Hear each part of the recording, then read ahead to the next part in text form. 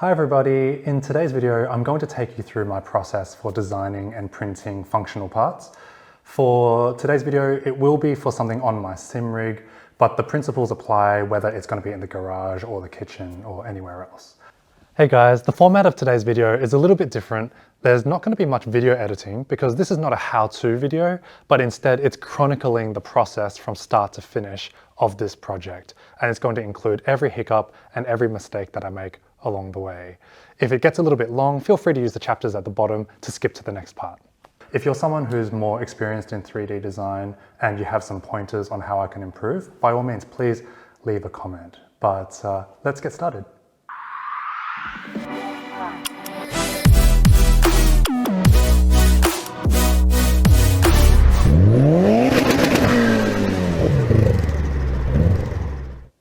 So the first step for me is to identify a need. So that would be finding something that's broken or something that is not performing the task that it needs to do. And for me, in one of my previous videos, I was quite forthright in my assessment of the Z-Ring that it had some functional design issues, but also it's, for me, a rather unrefined product. The fit is actually a bit incomplete. So, for instance, there's a little circular cutout in the shaft which is not accounted for in the design. The file that's actually available for download is very low resolution, so you end up with this faceted polygonal appearance, whereas it should be a perfect circle. And also, the bevel that secures the steering wheel, it's actually cut all the way through in the area of the indexing pin, which when you look at the steering wheel, it's actually an area that can provide support to the steering wheel. And in the Z-Ring official file, it's cut right through. So you lose a little bit of support there. So my goal for today is to create the perfect Z-Ring, and I'm going to call that the Q-Ring. Very creative, I know. Okay, so the next step is going to be to measure. And there's a few things to measure. One is the actual surroundings that the functional product is going to be around. But when we have an opportunity to reverse engineer a solution which works, then of course that comes into play as well. So I measure with a stainless steel ruler and also a set of calipers. Now I know that it's trendy to use a digital set of calipers, but I've always liked the analog feel of using and reading the markings on the old style calipers. So there's probably a source of error in that, in the measurement and the interpretation, but I like that analog feel. And I always keep a pen and pad handy because then I actually jot down my key dimensions and that will form the reference that I make my design from. So I've got Fusion 360 loaded up. It's on a new document. So let's go ahead and start. And this is not really going to be a tutorial on how to use Fusion 360. There's a lot of videos, a lot of people out there that will do a better job teaching the software than me. But I do want to show that it can be quite straightforward to produce something that seemingly is quite complex. So I'm going to start by drawing a few circles.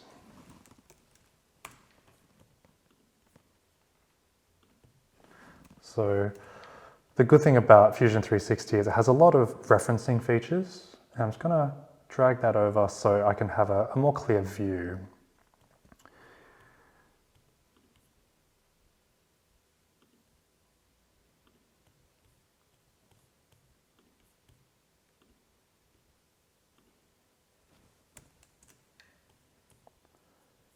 And we do want things to be symmetrical, so we'll go ahead and reference these.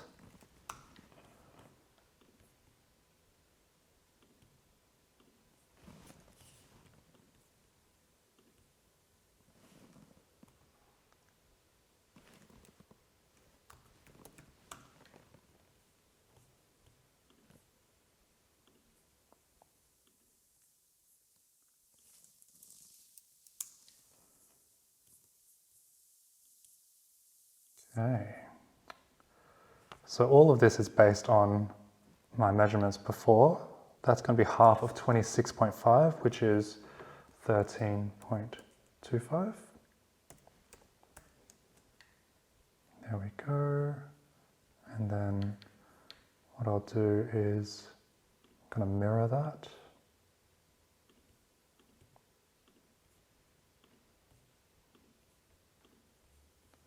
And we can start to see the whole thing is beginning to take shape.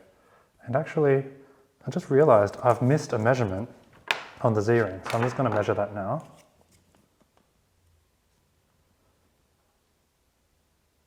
.6.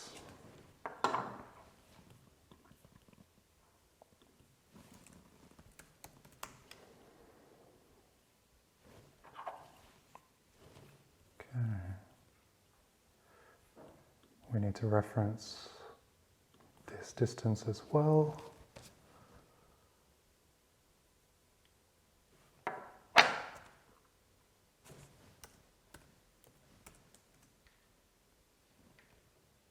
Okay, good. Things are starting to take shape.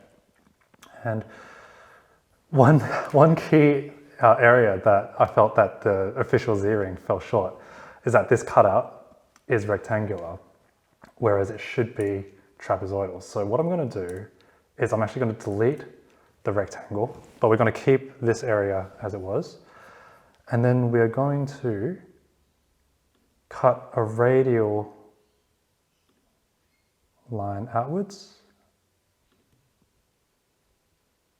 There we go. And then we're going to do one here.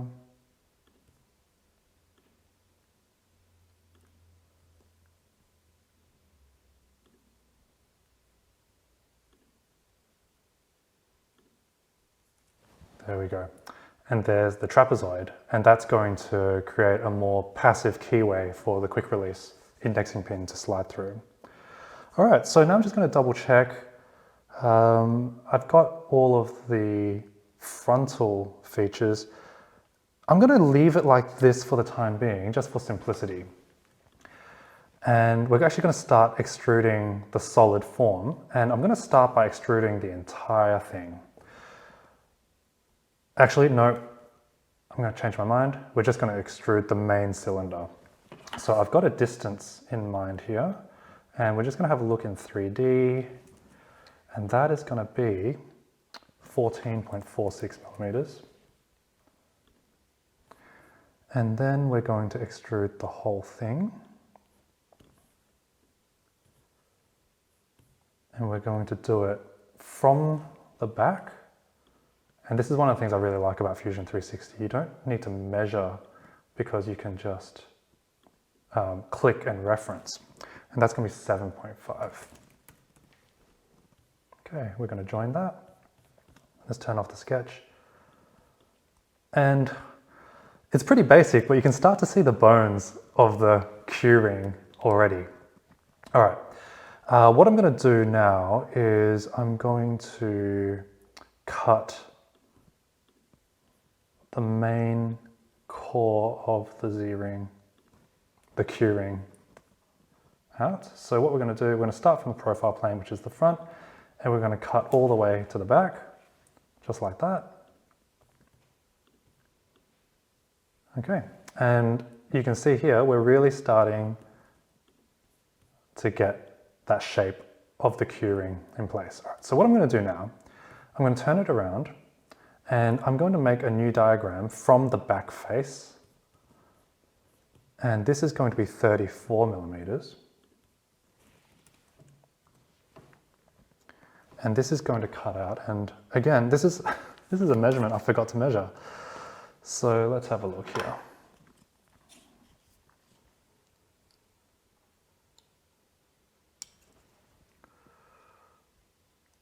.6 millimeters. And I'm just going to check against this little lip, which it's meant to account for.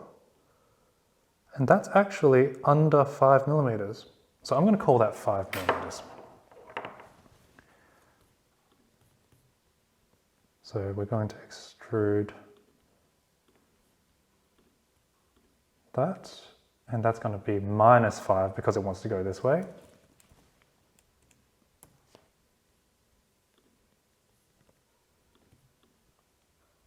Okay, Very good. And let's go ahead and put in these little indexing pins on the side, and we're going to, how are we going to do this? Okay, we are going to offset this by 3 millimeters, and we're going to take that to this lip, there.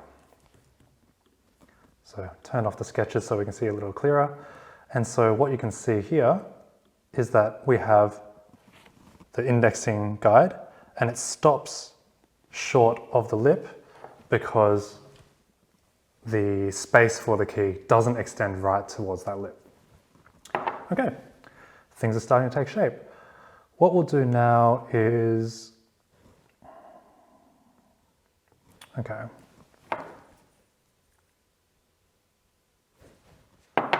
I'm going to make my chamfer here. And this is actually an uneven chamfer, so we're going to do 2 distance. And I'm just going to check which one is which. So I'm going to say that this one is 2 millimeters and this one is 6. Okay, so I know that this number is for the outwards and this number is for the forwards location. So based on my measurements, I want to go 2.4 millimeters out, and I'm going to go 3.2 millimeters forwards, because the bevel, as I measured on the Z-ring, is at about 53 degrees. So it's not a 45-degree bevel like I initially thought it was. Very good. All right. And now we're going to cut the trapezoid out. But we're not going to go all the way to the rim. So let's just zoom in. Here we go. All right. And we know that that was 14.46. So let's go ahead and do 13.8. And that's probably a bit much because I do want to keep a decent amount of that bevel. So let's take that back to 13.3, 13.2. You know what, let's just say 13.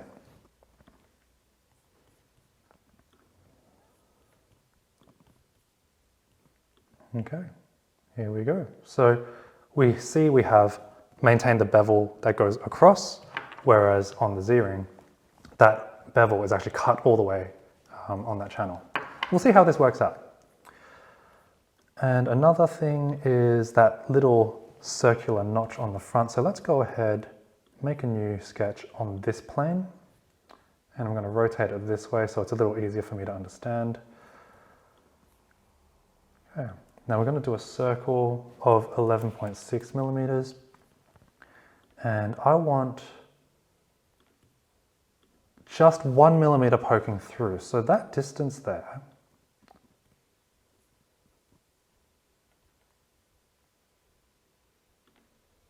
so half of 11.6 is 5.8. So I want that to be 4.8 there.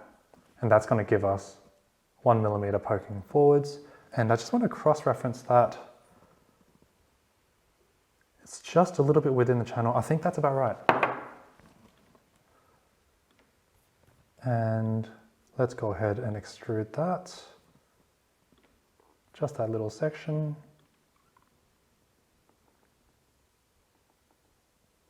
And we're going to do that to this surface. We'll join it.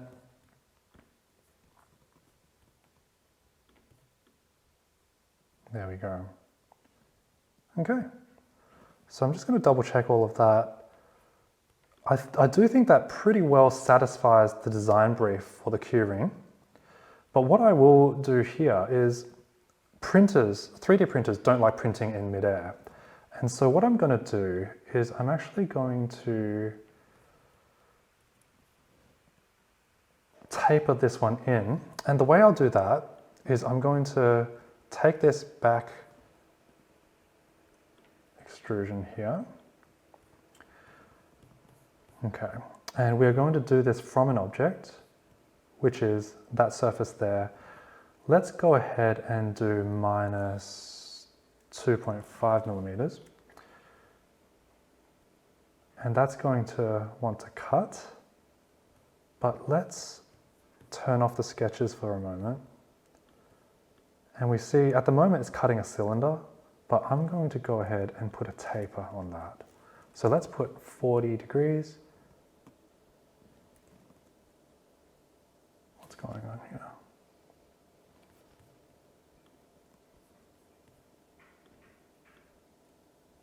Whoops, that's an offset. That's not what I want. The offset's going to be 0. The distance is going to be minus 2.5. And the taper is going the wrong way, so let's go minus. I told you I'd make a mistake. So that's 60 degrees, 55 degrees. Okay. And so what that means is if we look at the Z-ring from the top, and I'm going to use the section analysis tool here, and let's go minus 10. There. So that's what I was just producing. This bevel will allow the 3D printer to stack layers and produce this shape rather than try to create a right angle out of nowhere. And also with the section analysis tool, I can make sure that my wall thickness is not getting too thin, because this is a part that will be subject to some forces with the steering wheel. So that's looking pretty good. So I'll just turn off the analysis there, and let's go ahead and have another look from all different angles. I find that just spinning the object around helps me to visualize any issues, any problems, any improvements that I can make. But that's looking pretty good. So what I'm going to do is I'm going to go 3D print. We're going to select that model. I'm going to use 3MF instead of STL because I read that it's a more geometric format, and that's going to give me a more rounded, accurate model. So we're going to call this Q-ring revision 1. Okay, so let's go to downloads. There's the Q-ring. Let's open this up in Orca Slicer.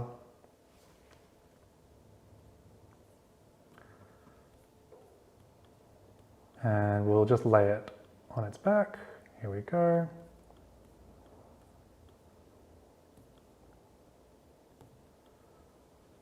Okay, so let's have a look. Now I'm using a high-speed material, so I'll activate my high-speed profile.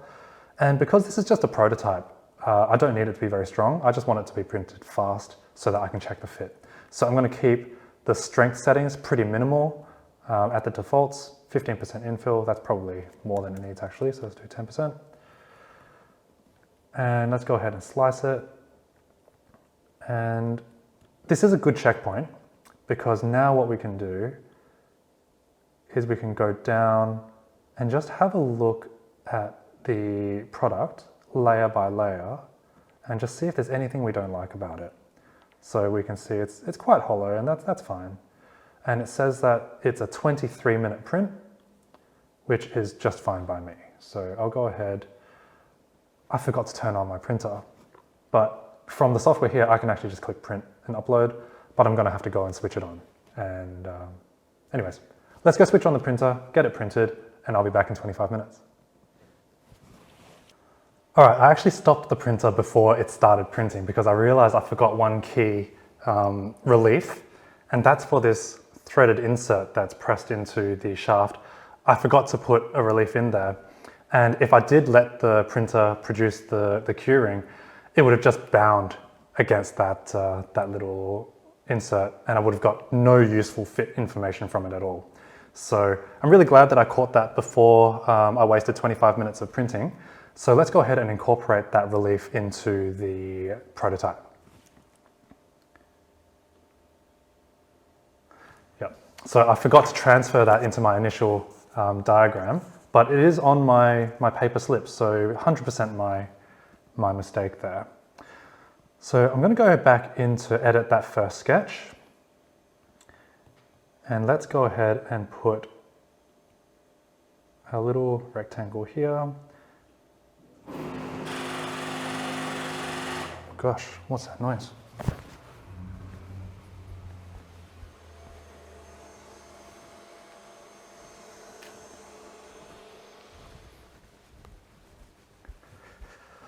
that was my 3D printer being strange. I've had the printer for 2 weeks, so still learning the quirks. Okay, so that's going to be 11 millimeters wide. Now the height, 1.5 millimeters. And that is 1.5 millimeters from the inner surface, isn't it? It is. So let's go ahead and just make sure that this is centered.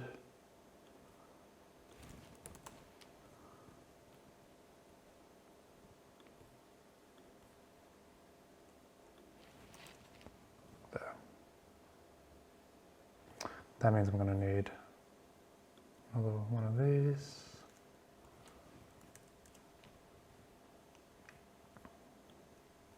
Okay. And let's go ahead and extrude a little relief. And that's going to go from the front, and that's going to go for 10 millimeters. And the reason I'm doing this is that I never use the screw that goes into the bottom of the Z-ring. So if I don't use it, I don't need a hole for it. So what I'm designing here may not be suitable for the needs of some of you who do prefer to use the screw, but this is really a design for my needs. Okay, that looks better. So let's go ahead, 3D print that. I'm going to call that Q-ring Rev 2. Let's go load that up. Okay, so same thing. Let's go ahead and lay it on its back. Move it into a printable part of the tray. Check our parameters. So I'm using the fast material with a fast speed. Turn the infill down to 10%, just to save a bit of time. Okay, so again, 23 minutes, 28 cents worth of material. And because the printer is on, I'll upload and print. And I can actually check my printer parameters. And we can see that it was coming up to temperature before, and it cooled down when I switched off the print. And now it's going to start coming up to temperature. So having the network-enabled printer is pretty cool. While the printer's heating up, I'm just going to move the camera over to the print room so you can see the actual print in action. All right, so the 3D printer is whirring away inside, so I'm just going to open up the enclosure, get a sneak peek.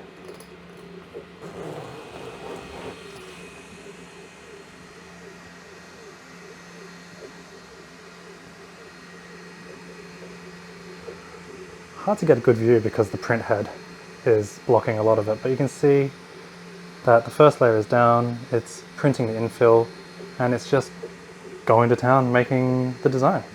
So I'm going to have a cup of tea. 20 minutes later, we'll take this off the printer and we'll be able to test it out. All right, hot off the presses, we have our Q-ring prototype. Well, I think it's technically prototype 2, even though I didn't print prototype 1. Okay, let's go ahead and process this. So we have the first printed Q-ring, and now's the time to just test it out, see how it fits. It will almost certainly have some issues, which we'll document, we'll fix, and then we'll print a improved version 3, I think it'll be. Okay, so let's go ahead and test fit the Q-ring. Okay, so it's a pretty tight fit. Ooh, but it does go on. And if we have a look at the round dimple here, I'd say that engagement looks pretty good. There's a step in the channel, so it's actually too low. So I'm going to make a note of that.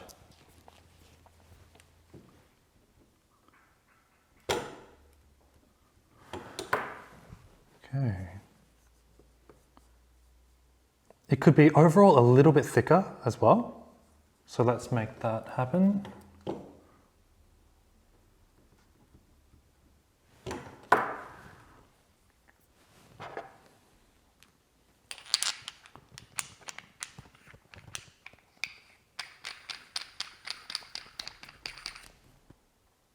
Okay, and the relief in the back definitely needs to be a little bit wider because it won't go on.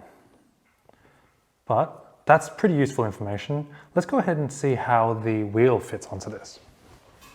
All right, so this is a little jig I designed to hold the shaft. So it's kind of like an analog of the wheelbase itself.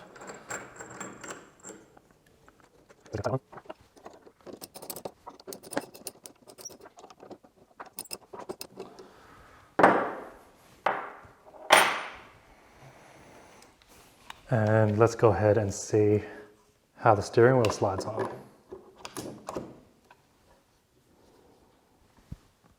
That's a pretty positive fit.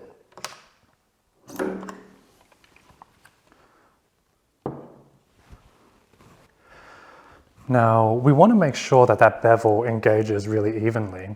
And here's a little trick from dentistry. We're going to get a little bit of moisturizing lotion, and I'm just going to paint this on the bevel. And I'm going to slide the wheel on, and we're going to see where it transfers onto the quick release.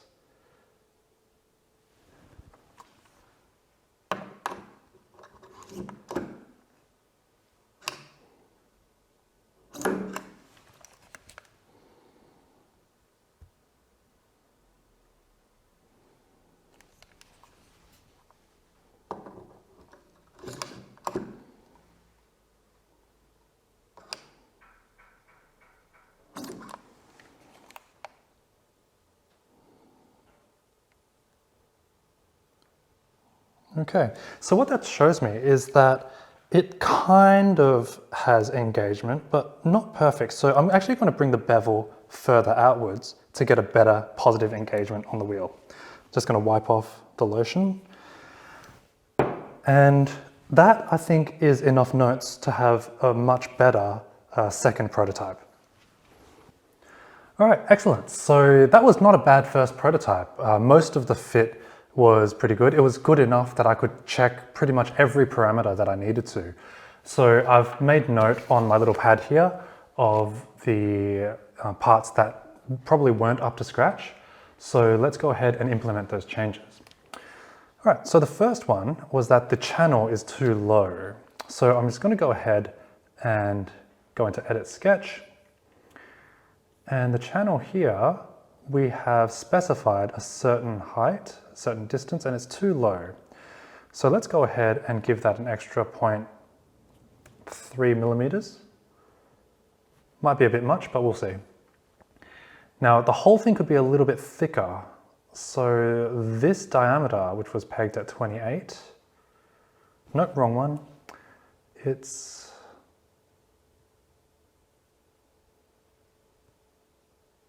where is it? Should be 30, oh, here it is.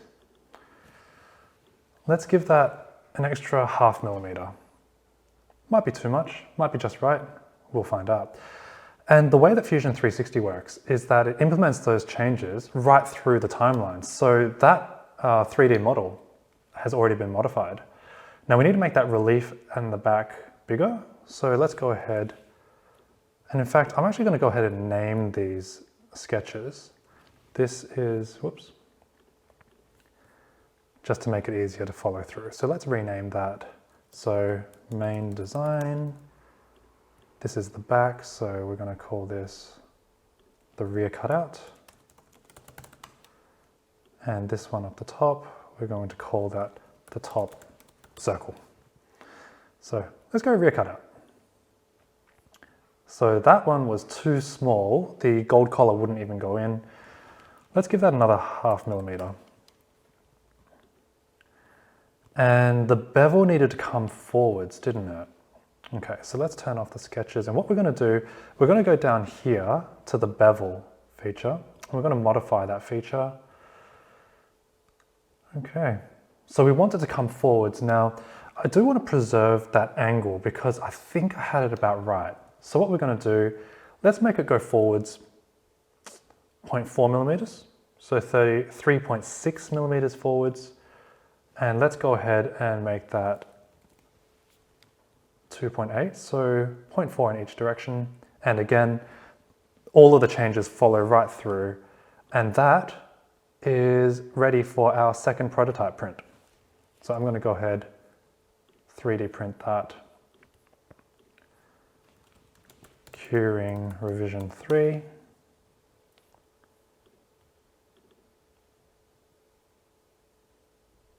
Okay, now Orca Slicer is going to open that up.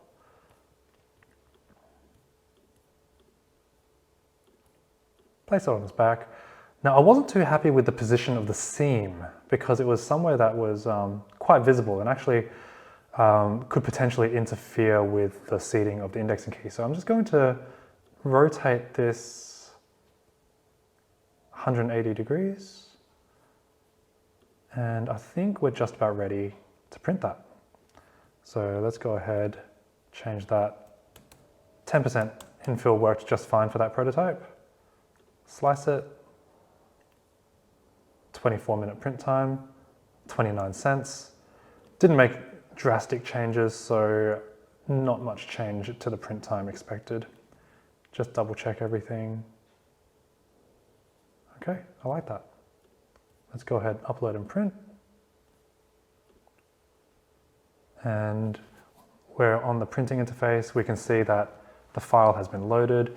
We can see that the target temperatures are increased, and we're just going to wait for everything to heat up and start printing. So 25 minutes, we'll have our second prototype.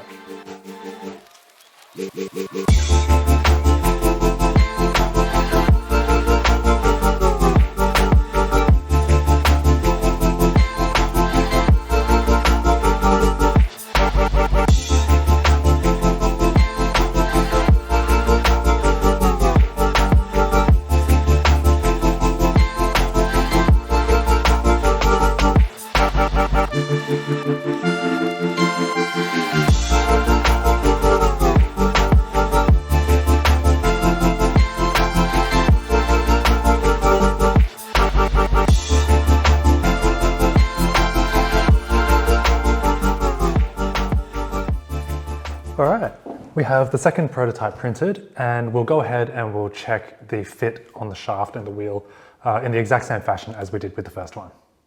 Okay, so let's go ahead and fit the new print. Now I'm expecting that it's going to be just as snug as the first one. Ooh, yep, very similar. I'd say the channel's still a little bit low. The outer diameter feels good, so I'll probably just bring that up a little bit still.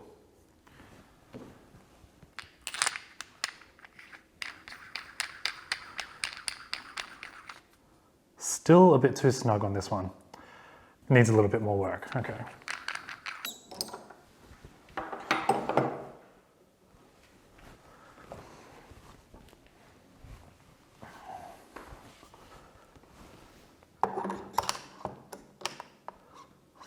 Interesting, okay. The outer diameter is now too big. So we're going to have to make that a little bit smaller. So that was actually an overcorrection. All right, so that was the test fit for the second print, and as you saw, there was both a bit of undercorrection and a bit of overcorrection for some of those deficiencies we saw as well. So let's go ahead and make those adjustments. So we made the outer a bit too big, so let's dial that back. So instead of going up by 0.5, I've taken it back to an increase of 0.15. And in truth, that could probably go back to its original setting because that diameter did work well. I just thought it would be better if it was more snug. Now, this here could stand to go up a bit more. Now I'm conscious of not making this one too high, so I'm going to take it up another 0.3. 16.9, and then let's go ahead to the rear cutout. We need to make that bigger.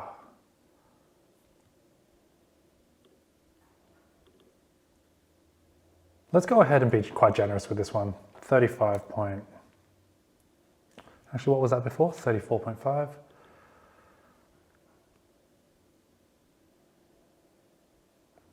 Let's go up by 0.7 millimeters, 35.2. There we go.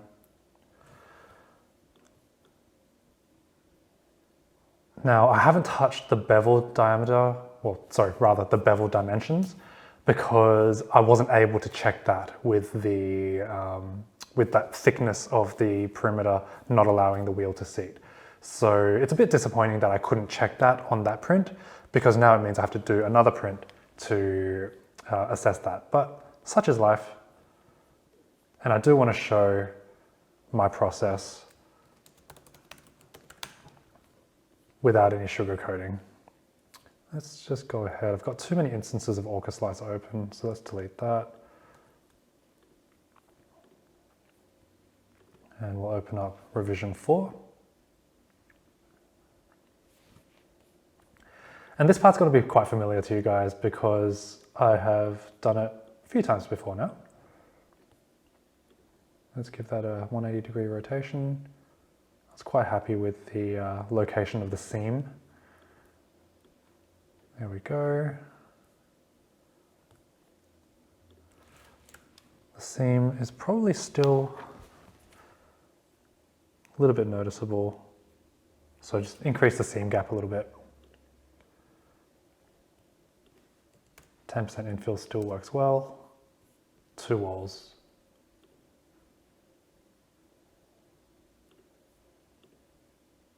And we'll print. And I think watching this workflow, I have to say, I really enjoy having the printer on the network, because when I was loaned a printer that was not on the network, I had to load an SD card, walk over to the machine, plug it in, manually select the job, which at the time I didn't mind. I thought that it gave me a real sense of control over the workflow. But the fact that with one click I can get the printer to start printing is phenomenal. And I think it's changed the way that I work, because I make sure that the printer is ready to go at all times, that the print bed is clear, so that when I'm designing and prototyping, I can just do the one click and get the printer to start. Because we definitely wouldn't want a print to start on top of an existing print, or perhaps just some residue from an existing print. And I think it's generally good practice, not just for 3D printing, but for handyman stuff, cooking in the kitchen, cleaning as you go, I think is a really good principle to live by, because it reduces your work and it reduces the chances of accidents. While this prototype is printing, I just wanted to point out that this printer, the Elegoo Neptune 4, it's one that I bought with my own money. I got an amazing deal on eBay for it. And I was just really happy with it. I still am. So easy to use, and it just keeps pumping out usable prints time after time. So I know that some people are having some issues with theirs, but that hasn't been my experience, and I have just really been enjoying using this printer for this and also lots of my other projects which I've designed and completed. Okay, the third print. Hopefully we nail everything. So let's go ahead and check how it goes.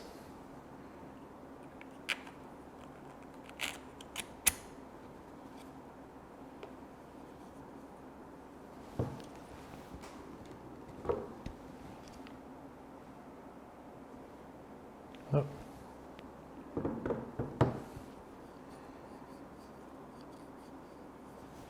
Feels good.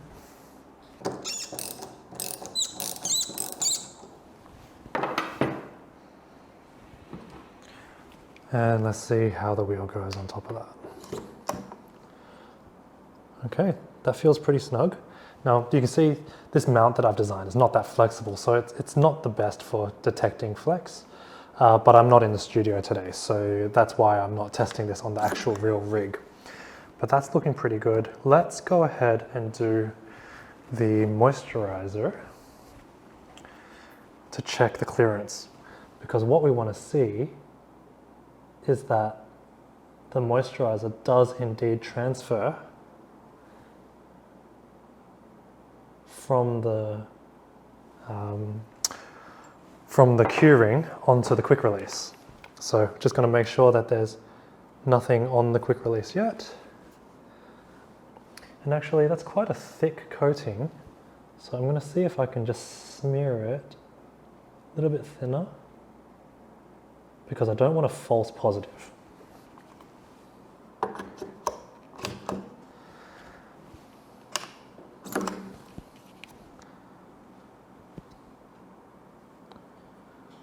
Definitely feel it. I think the metal surface is actually a bit hydrophobic, so it doesn't show the sort of wetness onto the surface. But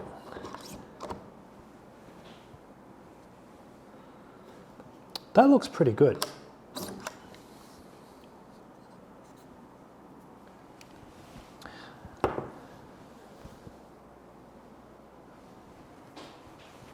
All right, so that was a really successful test of the third prototype, and by all measurements, it's perfectly functional. It's everything that I want it to be. So this is my favorite part. We know the function. Now we can incorporate a bit of design flair. So this basically looks like a Z-ring, and I want to put my spin on it. And one of the ways, if you watch my recent rig tour video, would be to put my logo on it. But that doesn't seem very interesting today. So I'm actually going to do something a bit different. I'm going to make it into the shape of a Jigglypuff. So let's start with an image that I downloaded on the internet. And I'm going to go ahead and open GIMP.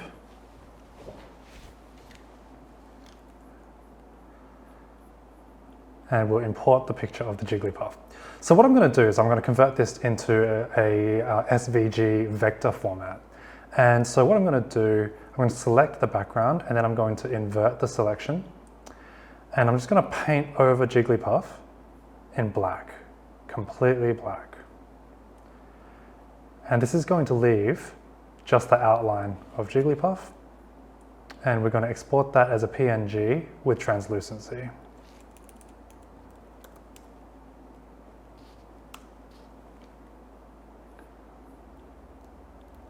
There it is. Okay, let's go ahead and close GIMP. And I'm going to open up Jigglypuff in Inkscape.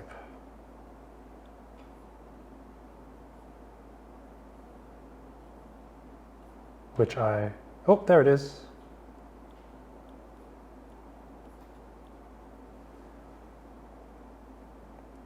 So I used Inkscape a lot when I was making SVG graphics for custom liveries in Gran Turismo.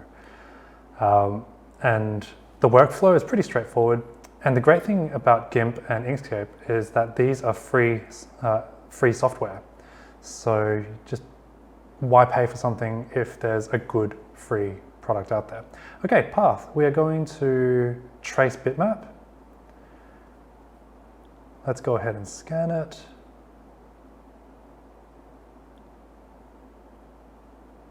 And we'll close that. Didn't work. It's been a while since I've done this.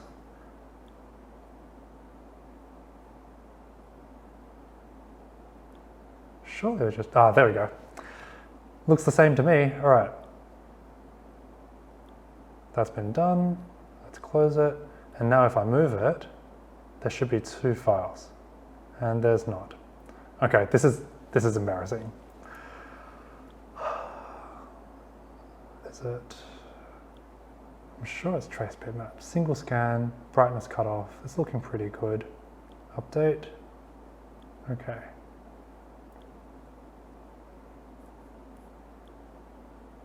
There we go. I did the same thing 3 times and it worked on the 3rd try. Okay, so which of these is the vector and which is the raster? So we can see all of these little nodes. That means that that is the vector. So I'm going to go ahead and find the original. We're going to delete that. Oh my gosh, nothing's going to plan, is it? Delete. Okay, let's go ahead and move this one into the center of our frame, and then we're just going to, what is that?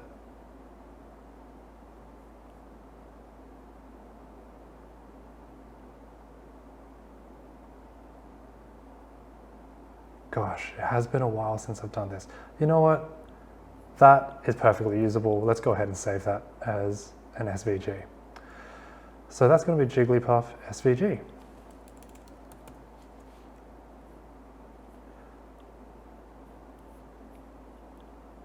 Gosh, I really wish that was a little bit more slick, but can't have it all. All right, now let's go ahead and make a new layer.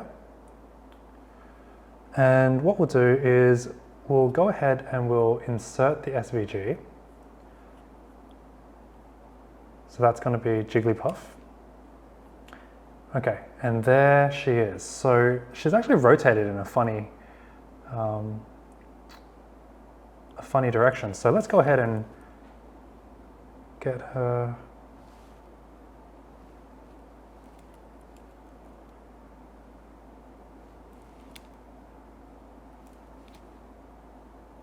Okay, we're getting close.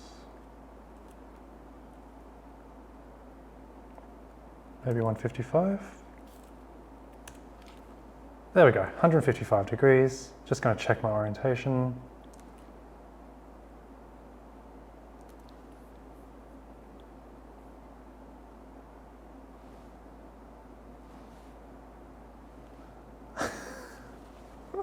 I'm so disorientated right now. All right, so the two ears point to the top right. And the arm is the little pointy one. Okay, all right. We're gonna do a horizontal flip, and that is gonna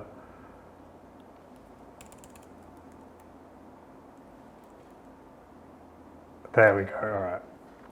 So that's starting to look a little bit more recognizable as Jigglypuff. And we're just gonna center that over the Z-ring. So we're gonna move it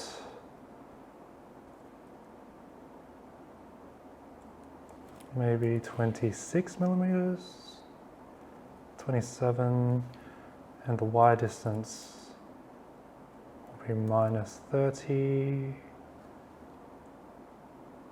Not bad. All right, we're going to scale that up a little. 2. So we're going to get roughly the right size.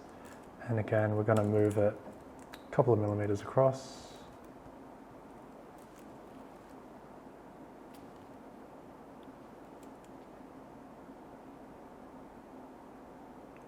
Gonna have to make this quite a bit bigger.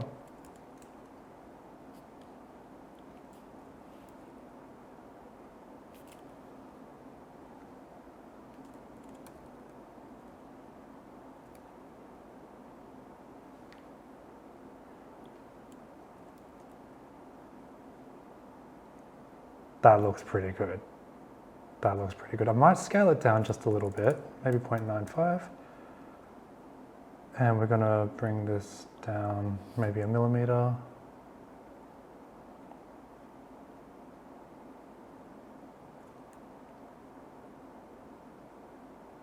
Okay. So what I'm looking for is that the bevel is within the body of Jigglypuff, and I'm not extending too high up from here. And in fact, I just want to double check. So that there is, what, 50 mil, and that's going to extend up 50, no, that's 25, isn't it? 30, okay. That ear is going to poke up a little bit higher than the standard 60 millimeter locking nut, and that could potentially get in the way of the monitors, but I don't run my monitors so close to the knife edge clearance, and I think the whimsy of having Jigglypuff on my quick release is going to be totally worth it. And here's the funny part, well, less funny but useful. If I were to make this the shape of Jigglypuff now, it would undo a lot of the design work that I've done. But the power of Fusion 360 is I can go back to this step, which was early on in the process. I'm going to edit the feature, and the profiles, I'm going to delete those, and I'm going to select. No, that's not going to work. Okay. I told you I was going to make a mistake. All right, so the issue is that Jigglypuff and the layer that she's on didn't exist when we extruded that step. So we're going to have to, you know what, I'm just going to delete it. and we're going to go back to the main design, and I'm going to put Jigglypuff onto this design.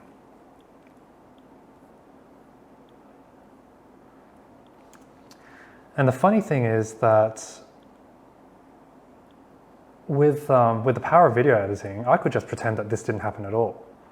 But I feel like that's maybe a bit disrespectful to you guys as an audience, because I want you guys to know that there are sometimes setbacks with design, and sometimes you chase up the wrong tree for longer than you'd want, and that's okay, as long as you're having fun. Because if you're not having fun, then why are we doing this? So I'm not going to get too specific with the movement, because I do want to scale Jigglypuff. So we do need her to be a bit bigger. Let's go 1.15, and let's see how that fits in. That's 3, that's 4. It just needs to be a bit bigger.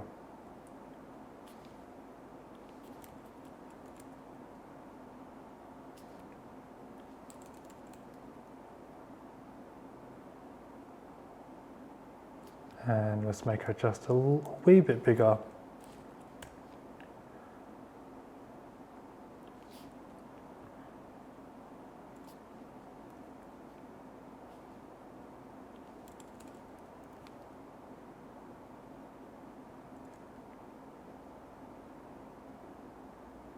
Okay, good, I'm happy with that.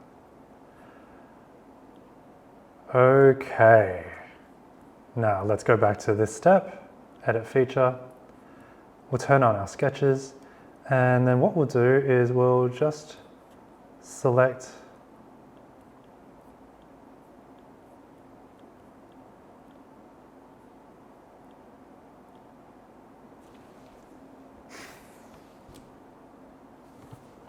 this is not working out how I envisioned. All right, what's gone wrong here? Let's go ahead and select everything. So everything's unfixed, but for some reason, I've lost the closure of this.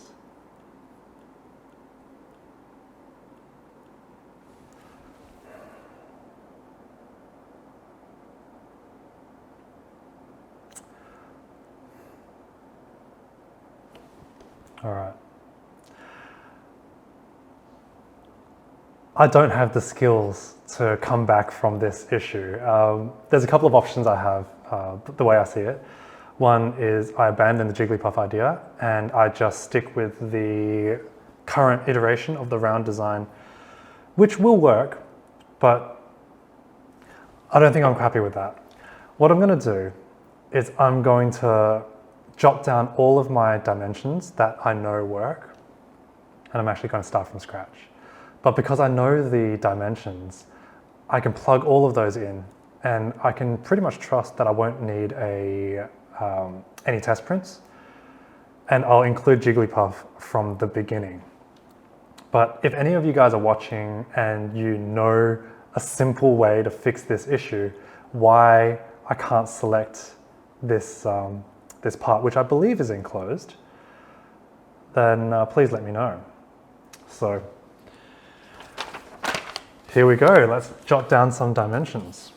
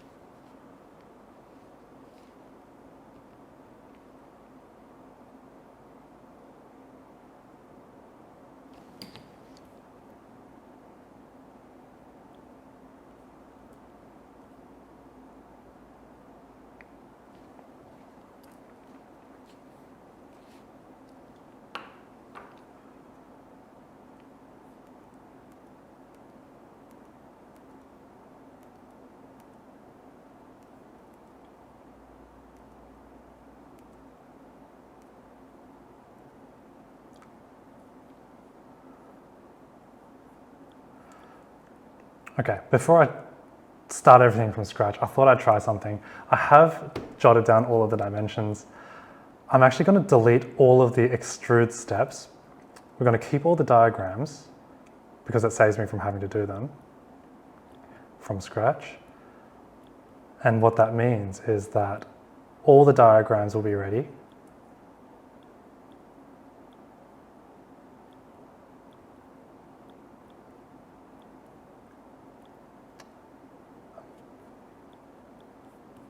Let's see.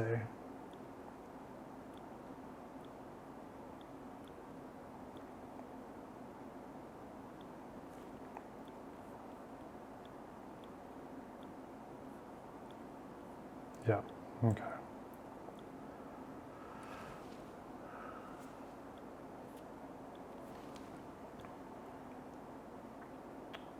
Okay.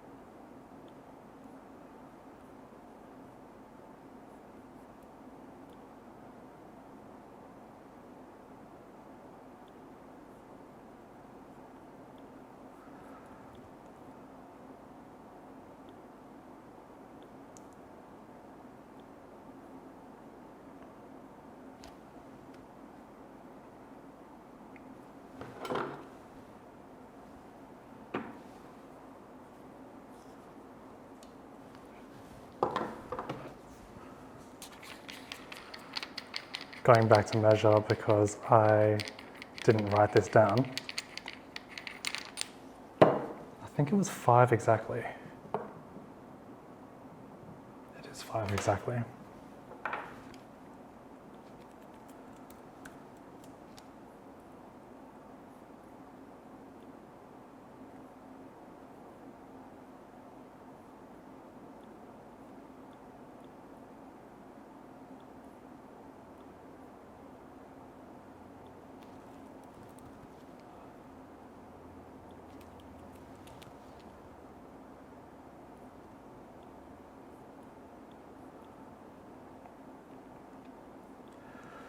And what I hope to demonstrate here is that when you know what you're drawing,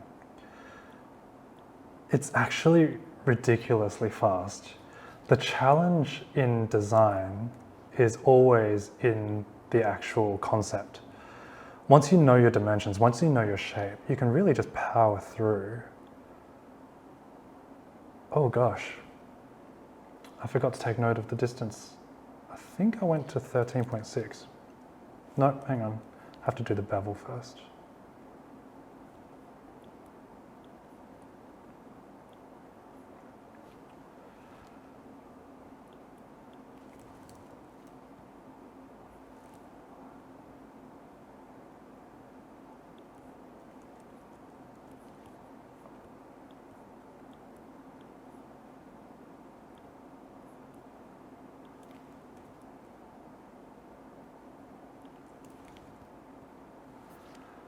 Okay, so that one's going to be 2.8.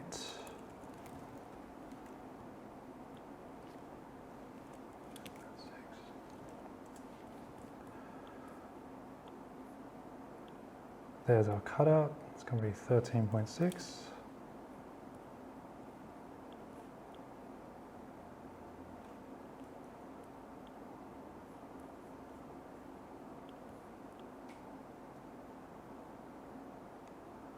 Gosh, I wish I wrote this down.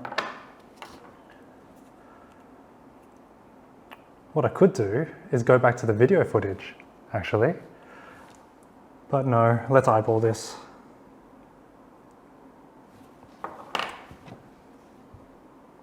It's about halfway.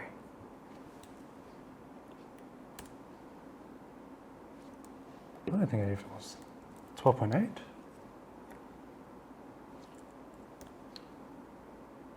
12.6. There we go. That looks good to me.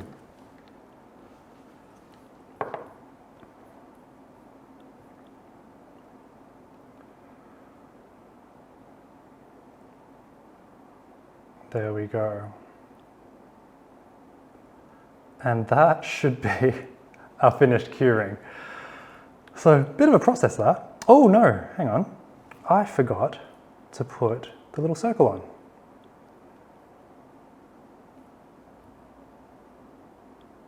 There. And that is going to be to here.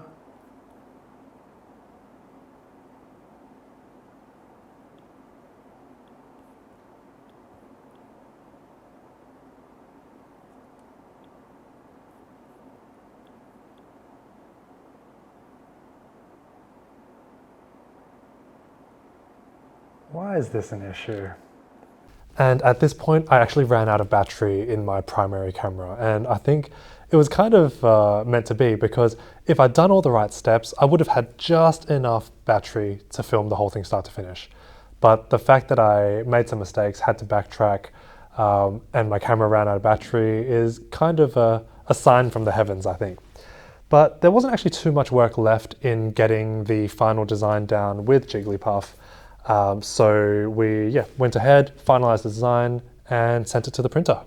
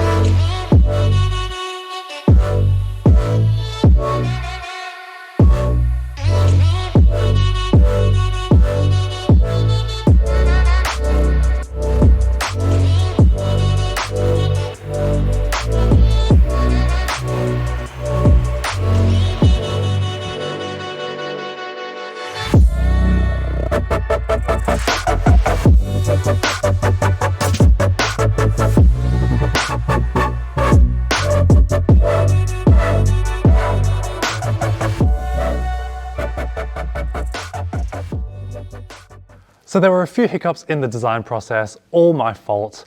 And as you saw as well, the camera that I was shooting on ran out of battery. But ultimately, it was over the course of an afternoon that I prototyped the curing.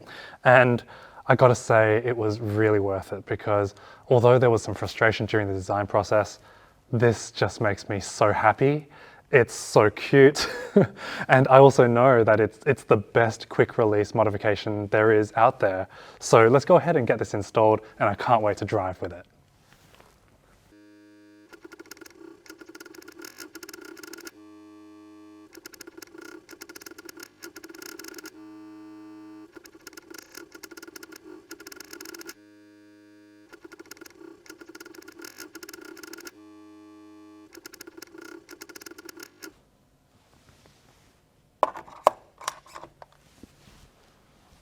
All right, Well done for making it this far in the video. So if you watched all the way through till here, then you would have seen that there were a couple of hiccups along the way, completely user error.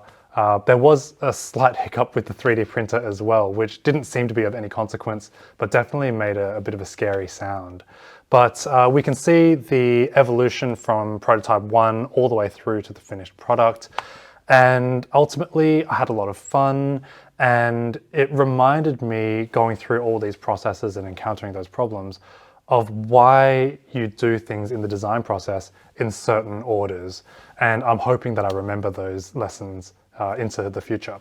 So I hope that you guys enjoyed the new format. So it's a bit of an experimental video, this one, because I wanted to take you guys on the journey and just see every step involved in getting a product from your mind onto the desk and in your hands.